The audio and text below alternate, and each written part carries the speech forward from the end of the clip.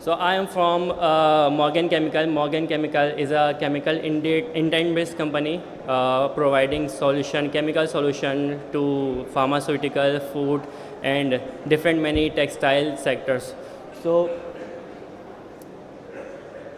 these are the list of things which I will try to cover. So here are I will do a small talk on building code of Pakistan. Then I will pitch one of my supplier from Germany named as Huber.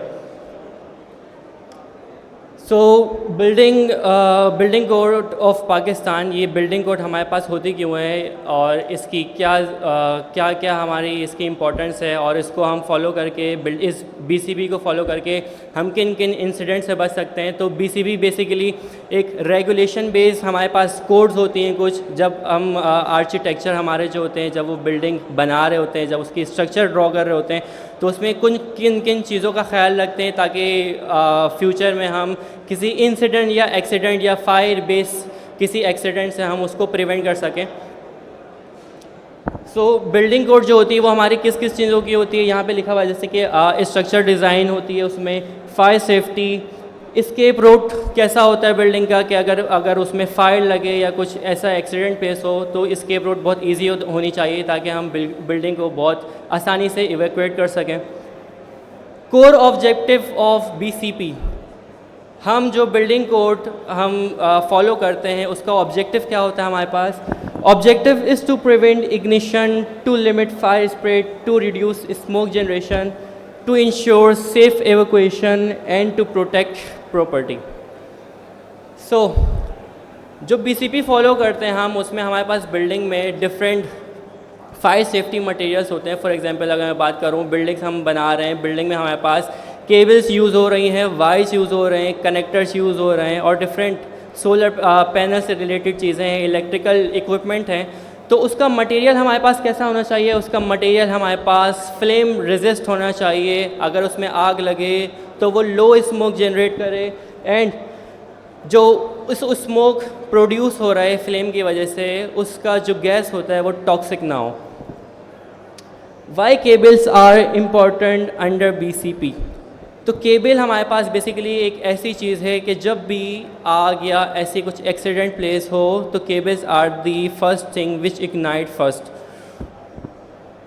और जब cable हमारे पास Burns होता है तो ये smoke produce करता है और उस स्मोक में बहुत डेंसिटी स्मोक होती है जिसके वजह से विजिबिलिटी रिड्यूस हो जाती है हमारी, और उस स्मोक में हमारे पास कुछ टॉक्सिक गैसेस होते हैं लाइक क्लोरीन, ब्रोमीन, जिसको इनहेल करना हमारे में क्या होता है, हार्मफुल इफेक्ट प्रोड्यूस करता है।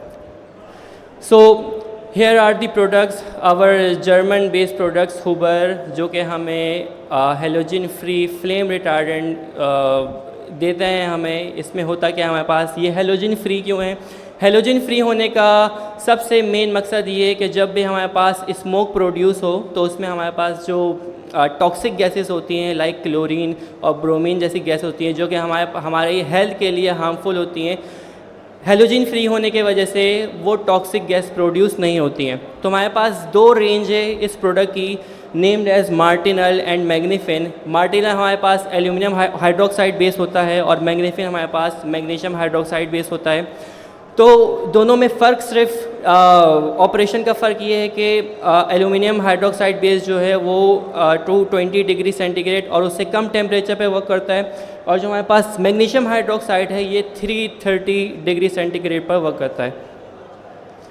की बेनिफिट्स ऑफ हुबर, अगर हम इस फ्लेम रिटार्डेंट को यूज़ करें तो उसका की बेनिफिट्स क्या होगा। सबसे पहले हेलोजन फ्री रिटार्डेंसी, जैसे कि अभी बताया कि जब भी फ्लेम प्रोड्यूस होगा जलने की वजह से जो स्मोक होगा उसमें हमारे पास क्लोरीन और ब्रोमीन जैसे गैसेस नहीं होंगे, और जो कि ये टॉक्सिक गैसेस है हमारी हेल्थ के लिए, और जो स्मोक प्रोड्यूस होगा वो रिड्यूस नहीं करेगा विजिबिलिटी को, विजिबिलिटी उससे इम्पेक्ट नहीं होगी। इसी तरह हमारे पास हाई परफॉर्मेंस कॉस्ट इफेक्टिव है क्योंकि हमारे पास इसकी दो रेंज है, एक एल्यूमिनियम बेस है और एक मैग्नीशियम बेस है। तो दोनों की होने की वजह से हमारे पास एक ब्रॉड जो टेम्परेचर रेंज है वो कवर होता है। इसी तरह इनहेंस सेफ्टी है, तो क्योंकि हेलोजन फ्री फ्लेम रिटार्डेंट है हमारे पास तो ये जो स्मोक को सप्रेस कर देता है। अच्छा, यहाँ पे हमारे पास जो हेलोजन फ्री फ्लेम रिटार्डेंट है उसकी थोड़ी सी वर्किंग प्रिंसिपल यहाँ पे दिखाई गई है कि जो वर्क करता है it is an endothermic reaction. जब इसे एक मखसूस टेम्परेचर लाइक 220 डिग्री सेंटीग्रेड जब इसे मिलता है तो ये एंडोथर्मिक रिएक्शन परफॉर्म करता है, लाइक उस टेम्परेचर को ये एब्जॉर्ब कर लेता है। देन एब्जॉर्ब करने के बाद क्योंकि एल्यूमिनियम हाइड्रोक्साइड है, जब ये हीट को एब्जॉर्ब करेगा तो 3 वाटर मॉलिक्यूल्स को रिलीज करेगा जो कि फ्लेम को रेजिस्ट करेगा और स्मोक को सप्रेस करेगा। इसी तरह जो हमारे पास फ्लेम रिटार्डेंट है इसकी कंपैटिबिलिटी क्या क्या है, क्योंकि हमारे पास जो वायर्स और केबल्स बनते हैं वो with the help of extruder बनते हैं। एक्सट्रूडर हमारे पास इक्विपमेंट्स होते हैं डिफरेंट एक्सट्रूडर। जो वायर पे इंसुलेशन होती है वो पीवीसी बेस होती है, पॉलीप्रोपाइलिन बेस होती है एंड थर्मोसेट मटेरियल की इंसुलेशन होती है उसके ऊपर। तो तीनों हमारे पास इक्विपमेंट है। इंटरनल मिक्सर यूज़ होता है, हाई स्पीड मिक्सर यूज़ होता है और ट्विन स्क्रू यूज़ होता है। तो जो हेलोजन फ्री फ्लेम रिटार्डेंट है हमारे पास वो इन तीनों इक्विपमेंट के लिए क्या है भाई, कॉम्पैटिबल।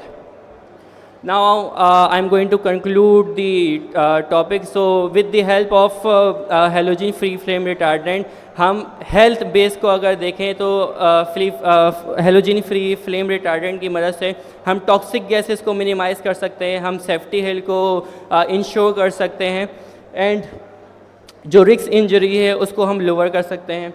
इसी तरह क्योंकि हेलोजन फ्री फ्लेम रिटार्डेंट जो हमारे पास एक प्रीमियम कॉस्ट है, इस कॉस्ट को बियर करके हम जो फ्यूचर में हमारे पास जो रिस्क है और जो इंसिडेंट है उसको हम मिनिमाइज़ कर सकते हैं। देन इसको इम्प्लांट कराने के लिए, इसको इंश्योर कराने के लिए हमारे पास डिफरेंट प्रोफेशनल्स हैं। हमारे पास जर्मन के प्रोफेशनल्स हैं जो कि हमें इम्प्लीमेंट करने के लिए, एक सक्सेसफुल इम्प्लीमेंट करने के लिए वो हमारे साथ कोलैबोरेट कर सकते हैं, वो हमें टेक्निकल सपोर्ट कर सकते हैं।